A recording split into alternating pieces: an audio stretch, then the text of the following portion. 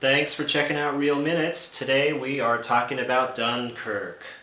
So, I was really looking forward to this movie. The trailers made it absolutely amazing, and I love Christopher Nolan, all of his movies. I don't think there's a single one that I've seen that I have not liked. So, let's get into it, shall we?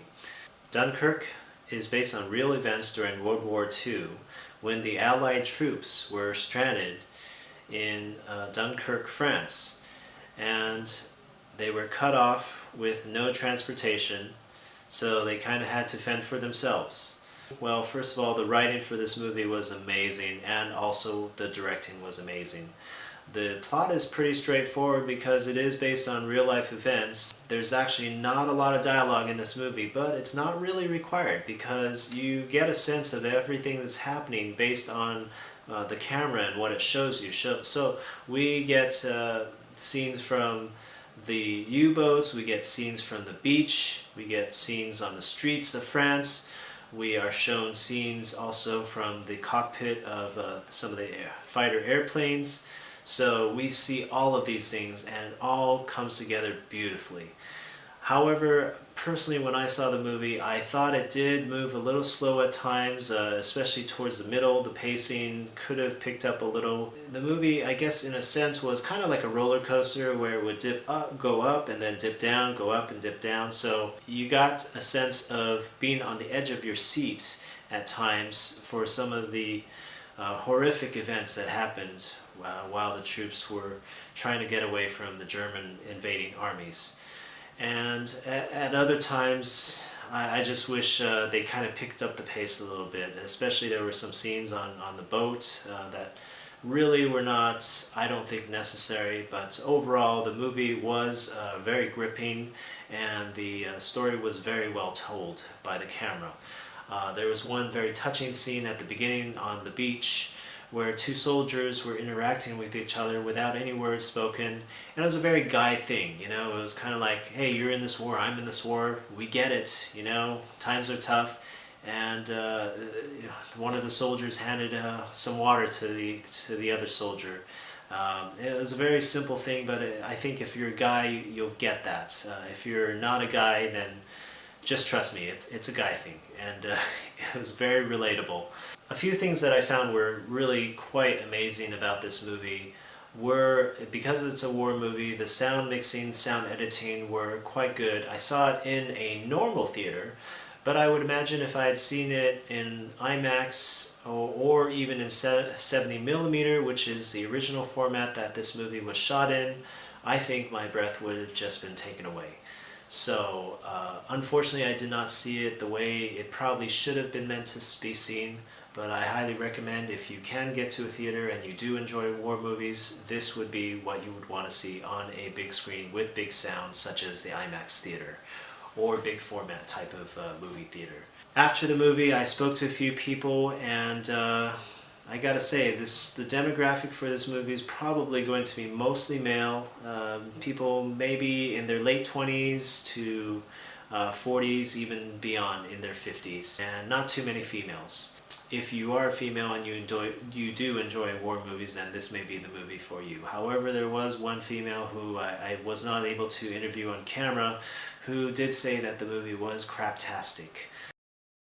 So yeah, if you're not a war-loving female type of person, then this may not be your type of movie. But guys, I think you may really enjoy this. Overall, I would still give this movie a strong B score, so I'd say like an 88% in my personal rating, based on the amazing cinematography.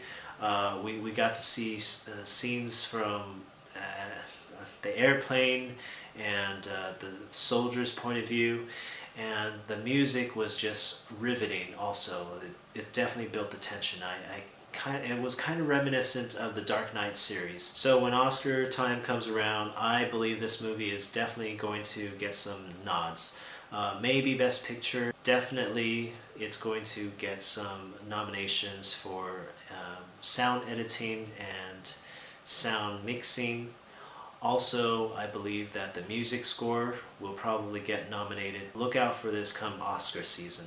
Currently in theaters, Dunkirk has been receiving very positive reviews on IMDb, on Rotten Tomatoes. It's got a pretty high Metacritic score and also a very high cinema score rating.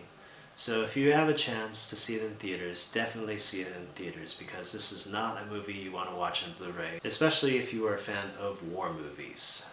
So what did the audience think about this movie? Here are a few of your reactions after the movie.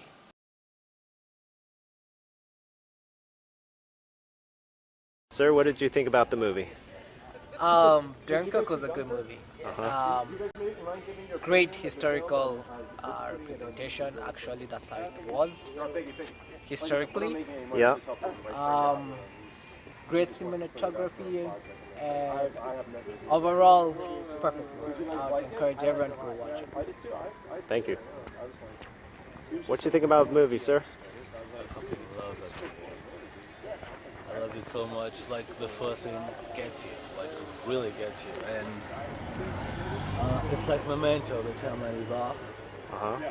And I think that's how it's supposed to be like. It's about survival. It's not about, like, characters or anything like that. Like, what would you do when someone is trying to kill you? You know? Germans are coming for you.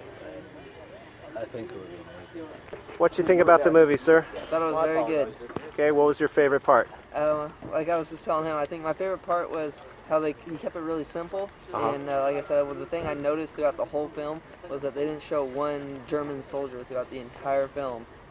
Up until, I mean, I don't want to give away any spoilers, but no, it was really well done and easy to follow. I thought since it had 3 different time periods in it, and I thought that might make it a little bit tricky, but the way they did it ran very smooth and connected all together very well. I liked it a lot. I liked a lot of the little details. For the most part, it was pretty accurate. I didn't see anything that was like wrong. It was really good. It was nice not to have the action overflowing all the details and stuff, you know, overshadowing things. I thought it was an interesting movie, but it was very hard to follow until the very end. It was told entirely from the British people's perspective. Yeah. And the French sort of disappeared, and the Germans too. It was just a story of British fighting. I guess that can be expected from a British director. I really felt that the music carried the movie, though. I think there were a lot of shots that were held together by the music, and visually, of course. I thought it was good. I liked it. I don't think it's his best work, but I think he can create great worlds and great scenarios. He doesn't do great with characters. I thought the non-linear wasn't entirely necessary, but I still thought it was interesting and broken up for me pretty early on. Thanks for watching my review on Real Minutes. If you enjoyed the video, please remember to click like or subscribe.